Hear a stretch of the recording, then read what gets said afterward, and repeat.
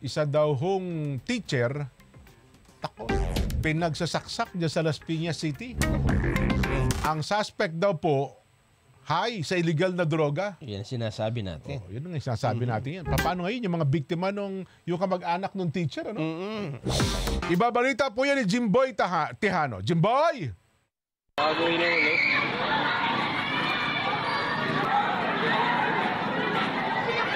Wala na, teacher. Isang karumal-dumal na krimen ang bumulabog sa mga guro't mag-aaral ng isang pampublikong paaralan sa Almanza 2, Las Piñas City, kahapon ng umaga. Agad namang nakarespondi ang barangay sa lugar. So may nag-report po sa amin na 2 bata na may estudyante daw pong sinaksak. So binerify po namin doon sa eskwelahan. So doon po namin nalaman na teacher po ito. Duguan ng guro habang nakahandusay ito sa sahig ng faculty room. Nang datnan ng otoridad. Agad na dumating ang ambulansya para maisugod sa ospital ang biktima. Pero idineklarang dead on arrival. Ayon sa PNP, 37 saksak sa iba't ibang parte ng katawan ang tinamo ng biktima. Gamit ang 12 pulgada ang haba ng patalim. Indikasyon na walang planong buhay ng suspect ang biktima. According to the witness, itong suspect na asawa niya ay palagi na rin nakikita sa lugar. No?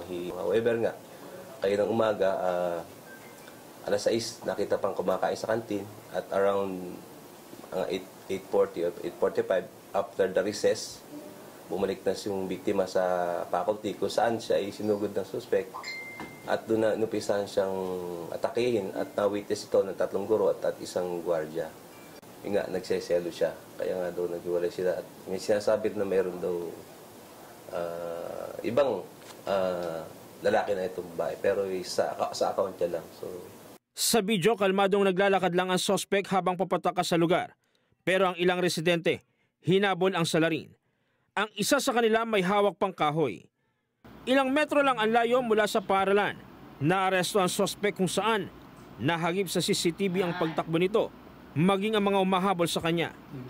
May dugo po sa paa, may dugo rin po sa kamay, then meron din po may mga talsik din po yung kanyang mga damit ng dugo. Nung ma-confirm na po namin siya, at nung ma-confirm na po namin siya yung hinahanap namin tao, nung ina-arresto na po namin siya, umamin naman din po siya na siya yung gumawa talaga ng krimen.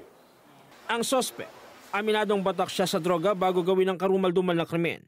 Giit niya, labas-masok pa umano siya sa eskwelahan ng madaling araw, kasagsagan ng pagpasok ng mga estudyante.